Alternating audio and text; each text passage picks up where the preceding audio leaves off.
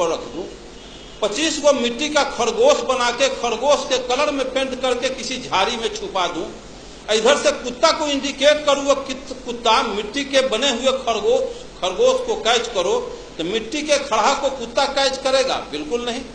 मिट्टी के चूहा को बिल्ली कैच करेगी? बिल्कुल नहीं। जब मिट्टी के चूहा को बिल्ली नहीं कैच कर रही है, मिट्टी के खरगोश को कुत्ता कैच नहीं कर रहा है, लेकिन हम मानो माटी के हनुमान, शिव, शंकर, दुर्गा, पार्वती, गणेश बना के पेंट पोचारा करके लंगावटा साया साड़ी ब्लाउज पहना के हम कर जोड़ के गिड़गिड़ाते हैं कि हे हनुमान जी, हे दुर्गा जी, हम पर कृपा करो। तो हनुमान के पास बैंक बैलेंस है कि 10-20 हजार से कृपा कर देगा? वो माटी के दुर्गा के पास लैंड प्रॉपर्टी है कि पटना में 2-4 कट्ठा रजिस्ट्री जमीन का कर देगा?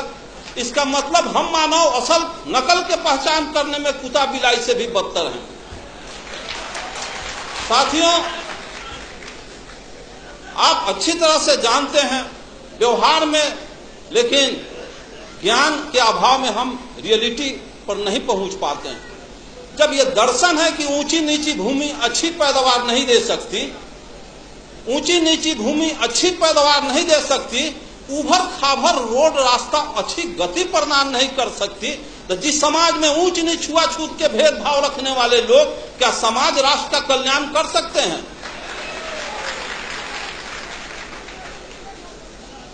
ब्राह्मणवाद का सबसे बड़ा हथियार शराब और वरदान। ऐसे क्यों हो गया? तो फलाना ऋषि का शराब था। ऐसे क्यों हो गया? तो फलाना ऋषि का वरदान था। शराब और वरदान में पूरा 90% बैकवर्ड आकंठ डूबा हुआ। मैं पूछता हूं, जिसको बाबा साहब अम्बेडकर ने कहा है कि जो कौम अपने पूर्वजों का इतिहास नहीं जानता, वो कौम अपना भविष्य निर्माण नहीं कर सकता। एक्चुअली मार्क्स ने कहा है कि पॉलिटिकल पावर, मार्क्स ने कहा है कि Marx told that revolution engine of history, क्रांतियां इतिहास की इंजन होती है। भारतीय परिवेश को समझा। यहां 3 बीमारी थी और बीमारी के पहले डॉक्टर दवा का इन्वेंशन नहीं करता, बीमारी के बाद दवा बनती है। भारत में 3 बीमारी है जिसका नब्ज पहचानने का काम ज्योतिबा फुले, पेरियार रामास्वामी नायकर, बाबा साहब अम्बेडकर और जगदेव प्रसाद ने किया। और जर्मनी में, इंग्लैंड, फ्रांस, रूस, चीन में 2 बीमारी थी। और पूंजीवादी और सामंती व्यवस्था, यहाँ जातीय व्यवस्था भी, ब्राह्मणवादी व्यवस्था भी है। इसलिए यहाँ का मार्क्सवाद बाबा साहब अम्बेडकर, लेनिन, जगदेव प्रसाद। तो मैं पूछता हूं कि जब ऊंची नीची भूमि अच्छी पैदावार नहीं दे सकती, उसी तरह से इतिहास जानो। 712 ईस्वी में अरब के मुहम्मद, ब्राह्मणवाद का यही तकाजा है, यही बहुत बड़ा कि शिव के त्रिशूल से बचबा, विष्णु के चक्र से बचबा, इंद्र के वज्र से बचबा, जम के दंड से बचबा, लेकिन पंडित जी के शराब से न बचबा। चंद्रलोक पर भी चले जाओगे, धह लकड़ी लेखन जड़ जाओगे। तो 712 इतिहास देखो। 712 ईस्वी में अरब के मोहम्मद बिन कासिम 6000 पलटन लेके सिंध के दाही राजा पर हमला बोल दिया। दाही राजा की 60,000 पलटन धूल चाट के हार गई। 1026 में मोहम्मद गजनी 30,000 फौज लेके पंजाब, राजस्थान होता गुजरात पहुंचा। वहां ब्रह्मपाद के प्रबल दूत सोमनाथ के मंदिर को ध्वस्त कर दिया। 3 लाख क्षत्रिय सेना हार गए। हिस्ट्री में पढ़ा था, सभी देवी देवता सोने चांदी के थे। 80 को खच्चर, गधा, हाथी पर गजनी, सभी शिव, शंकर, दुर्गा, पार्वती को सोने चांदी को ढाह के मार मुगदर के कचूमर निकाल के ले गया अफगान। फिर 1193 में गोरी के 12,000 फौज के सामने पृथ्वीराज चौहान के 80,000 फौज धूल चाट के हार गई। सभी मंदिरों को ढा दिया, देवी देवता कबाड़ के ले गया। फिर पानीपत की पहली लड़ाई 1526 में त्राइन के युद्ध में बाबर के 12,000 फौज के सामने राणा संगा की 60,000 फौज धूल चाट के हार गई। तो एक तरफ कहते हो कि शिव के त्रिशूल, विष्णु के चक्र, इंद्र के वज्र, जम के दंड से बचोगे, पंडित के शराब से न बचोगे। तो 712 में हार गए, 1026 में हार गए, 1193 में हार गए, 1526 में हार गए। देश गुलाम हो गया, देवी देवता लूट गई, बहु बेटी लूट गई, मार के गजरा मुल्ली की तरह काट दिया गजनी। और किसी को सरापना नहीं था कि गजनी गोरी को अंग्रेज को शराब देता तो बॉर्डर के वहीं पर लकड़ी लेखन धो जड़ जाता। तो ये शराब किसके लिए? ये तो कोयरी कुम्हार का अनुकलवार तो यहाँ मुल्हर को फंसौले बारी गुह गोबर खिया के अब पेशाब पिला के यही हमारा दही चूड़ा खिलाएगा, यही दान दक्षिणा देगा, चलो उससे तक शराब।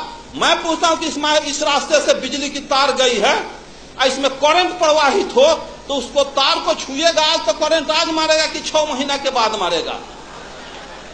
तो जब सोमनाथ के मंदिर में सोने चांदी के देवी देवता गजनी के बाल नहीं ट्रेन कर सका तो गिट्टी छड़ सीमेंट का हनुमान मेरा बयाना बिगाड़ क्या देगा?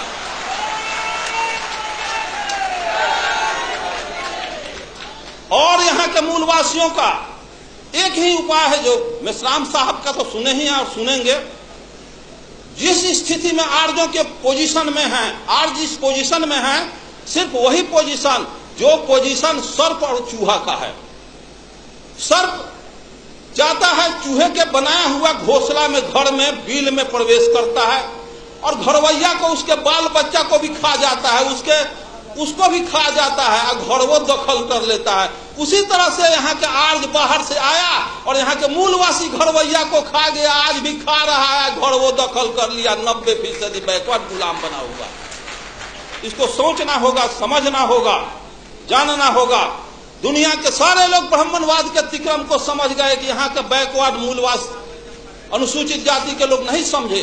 1945 में हिरोशिमा नागासाकी पर परमाणु बम गिरा तो ब्रिटेन के प्राइम मिनिस्टर चर्चिल का हृदय पिघल गया कि हिरोशिमा में, जापान में लाखों आदमी के निधन पर।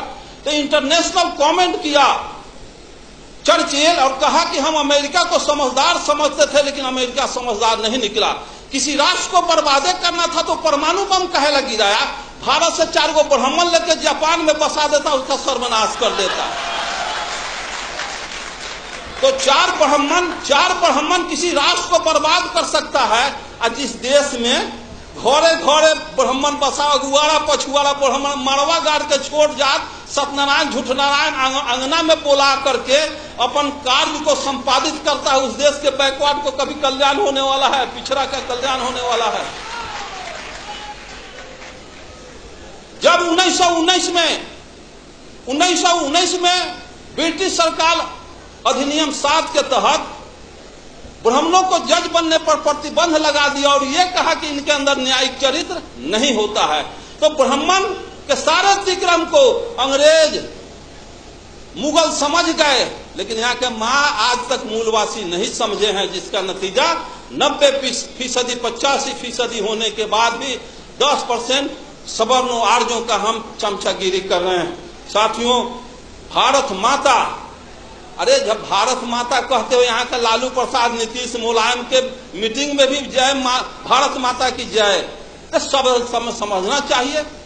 भारत माता अगर हो तो दुनिया के जितने भी देश हैं, सब देश के नागरिकों को अपने अपने देश को माता का संज्ञा देना चाहिए। भारत माता अगर कहते हैं तो पिता भी कहीं छुपा हुआ होगा, बाबुओ जी कहीं हुई है।